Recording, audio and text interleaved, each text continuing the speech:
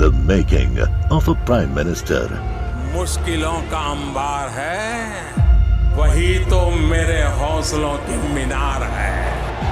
हिंदुस्तान में दो प्रधान दो निशान नहीं चलेंगे। अगर इतनी ताकत ये पाकिस्तान के खिलाफ लगा दे तो आतंकवाद आसान हो गया।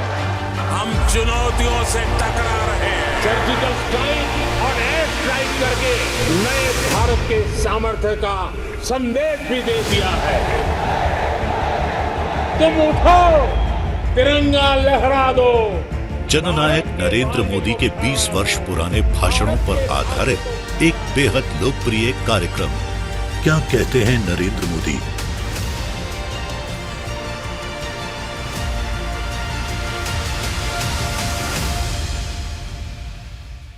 नमस्कार, मैं हूं आपके साथ मीमांसा मलिक। हमारे खास प्रोग्राम क्या कहते हैं नरेंद्र मोदी में आज हम आपको सुनवाएंगे पीएम मोदी का वो ऐतिहासिक भाषण जो उन्होंने 28 अक्टूबर 2012 को अहमदाबाद में दिया। जेआईटीओ की एजीएम में मोदी ने कहा कि अगर सरकार की नीयत साफ हो और नीति स्पष्ट हो तो देश की तरक्की तय है। नीति स्पष्ट हो तो मित्रों, मैं कभी नहीं मानता हूं कि देश कभी डूब सकता है।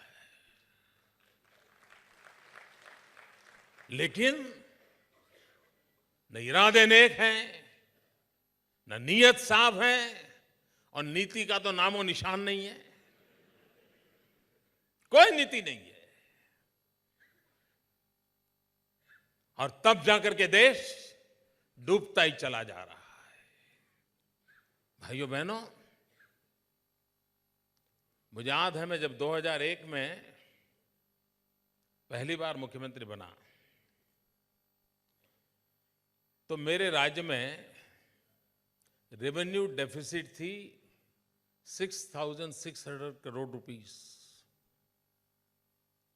6600 करोड़ रुपया, 6,600 करोड़ रुपीस। हमने पिछले 12 साल में एक नए पैसे का टैक्स बढ़ाया नहीं है। एक नए पैसे का टैक्स नहीं बढ़ाया। और आज मेरी सरकार रेवेन्यू सरप्लस सरकार है मित्रों।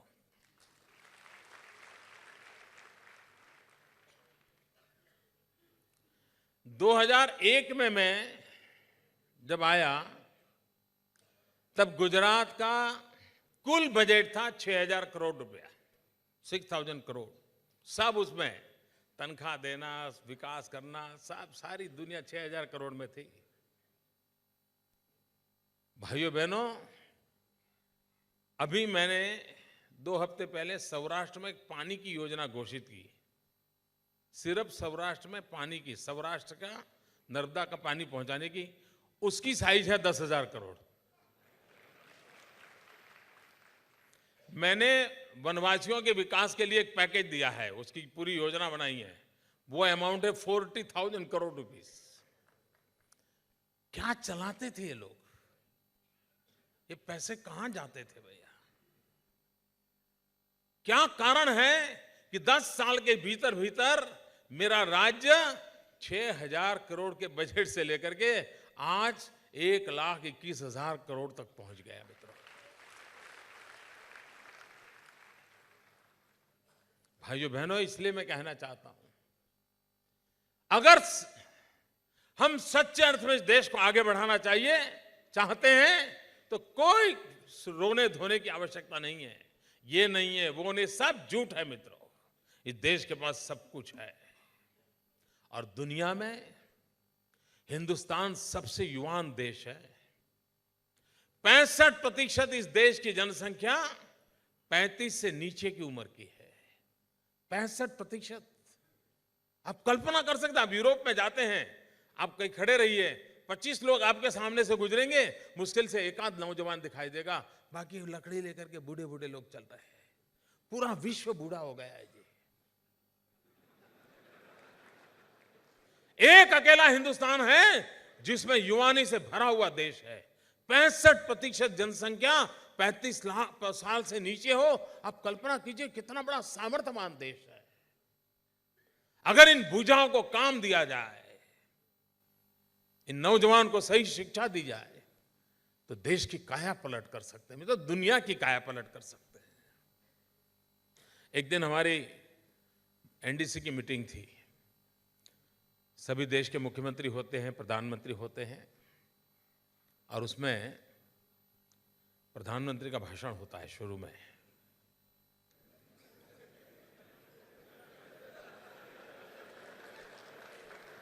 आपके गले नहीं उतरता है ना? होता है, वो पढ़ते हैं, होता तो है, मुझ पे भरोसा कीजिए, वहां वो जरूर पढ़ते तो है। तो उन्होंने बड़ा सीना तान करके कहा, वैसे तो दिखता नहीं है, उन्होंने सीना तान करके कहा कि हम भारत में 500 प्रकार के स्किल डेवलपमेंट के प्रोजेक्ट शुरू करेंगे। ये मैं शायद बात कर रहा हूं 2009 या 10 की। भाइयों बहनों, फिर हमारी बारी आई, जब बोल रहे थे तो सभी मुख्यमंत्री बोलते हैं बाद में। मैंने कहा, प्रधानमंत्री जी, ये कहीं जो फिगर लिखा है सही है कि कोई जीरो वीरो इधर उधर हो गया है? कहीं ऐसा ना हो कि आप 5,000 या 50,000 लिखना चाहते हो और गलती से 500 छप गया हो और मैं कोई आपको आलोचना कर दूं तो बुरा ना लगे। तो उन्होंने मुंडी हिलाई, नहीं ठीक है 500 है, मैंने पक्का कर लिया। फिर मैंने कहा, प्रधानमंत्री जी, जिस चाइना के साथ 21वीं शताब्दी की हम स्पर्धा कर रहे हैं, उस चाइना के अंदर 50,000 प्रकार के स्किल डेवलपमेंट के प्रोजेक्ट चल रहे हैं, 50,000, और मेरे देश के प्रधानमंत्री 500 की बात कर रहे हैं। अब मुझे मैं बेचैन हो गया। मैंने कहा, ये क्या, कहाँ ले जाएंगे लोग? मैं मेरे स्टेट में आकर के तुरंत मीटिंग बुलाई। मैंने मेरे अफसरों को कहा, भाई मुझे कुछ करके दिखाना है, हम स्किल डेवलपमेंट का अभियान चलाना चाहते हैं, ये क्या हो रहा है देश में? तो हमारे अफसर लोग भी बेचारे इसी इंस्टीट्यूशन से आए हुए हैं, तो क्या मैंने कहा, ऐसा करो, आप एक सूची बनाओ, 4-6 लोग बैठो, कि जन्म से मृत्यु तक इंसान को कितनी प्रकार की सेवाओं की जरूरत पड़ती है, कितनी प्रकार की चीजों की जरूरत पड़ती है,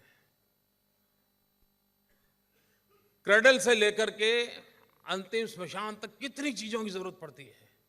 तो बेचारे बैठे, लगाया, छोटे होते ये चाहिए, वो चाहिए, वो चाहिए, गुलदस्ते, डिगना चाहिए, शादी में ये चाहिए, फलाने में, अच्छा।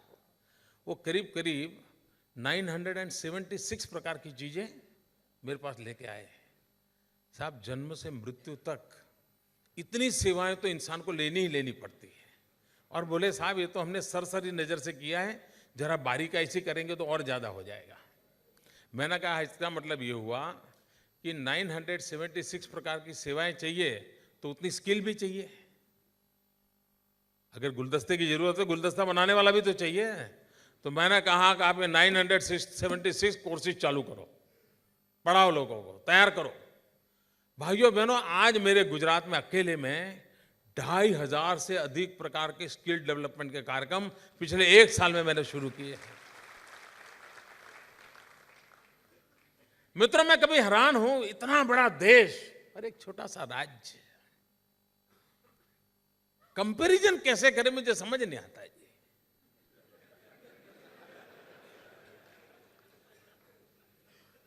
और करें तो किससे करें? सीखें तो किससे सीखें? भाइयों बहनों, मैं ये मानता हूं कि देश में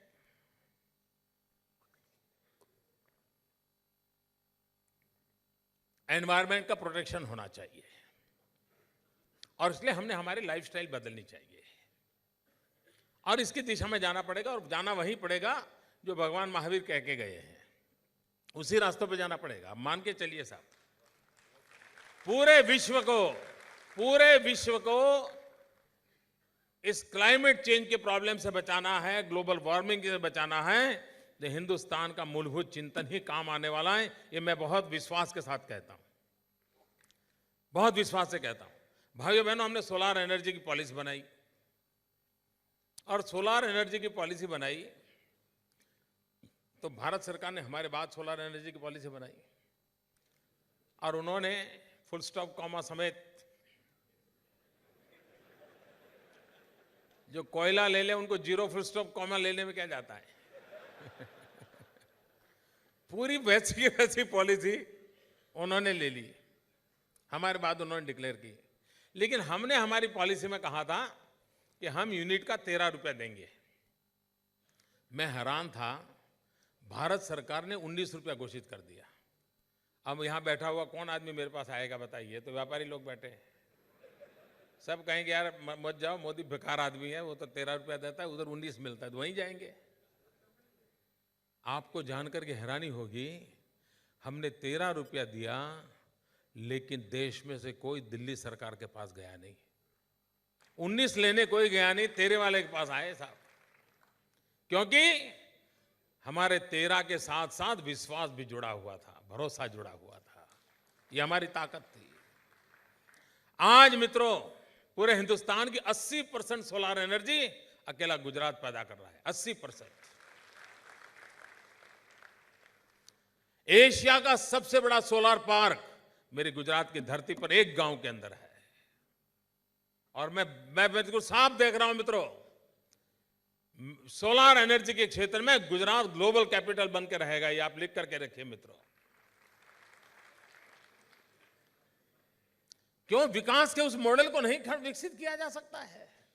और जो 13 रुपया से हमने शुरू किया था, एक स्थिति ऐसी आएगी, गैस और कोयले से बिजली उत्पादन होने वाले के दाम बढ़ते चले जाएंगे और सोलार के दाम कम होते जाएंगे, और वो दिन दूर नहीं होगा, दोनों के रेट समान हो जाएंगे मित्रों, सोलार की बिजली के। और तब गुजरात बड़ी ताकत के साथ दुनिया के साथ में खड़ा होगा। वो दिन आ जाएगा, आप देख लेना मित्रों। ये चीजें बदली जा सकती है मित्रों। हम गुजरात के लोग दुनिया में सबसे अच्छे टूरिस्ट हैं। We are the best tourist. दुनिया में कहीं पर भी जाओ, आपको केमछो मिलेगा मिलेगा मिलेगा। 5 स्टार होटल में बैठ करके डिब्बा निकाल करके खाखरा निकालेगा।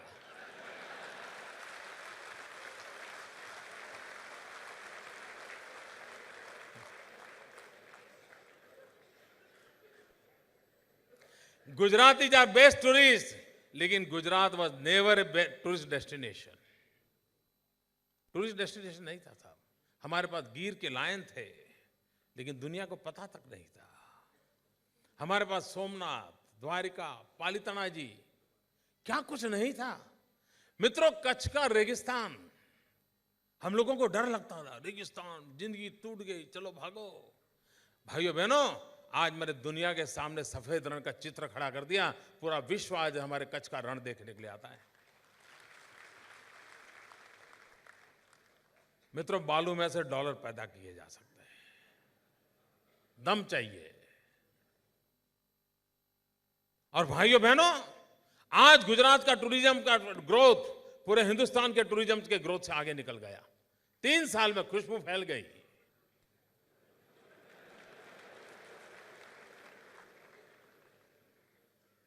घर घर पहुंची है मित्रों,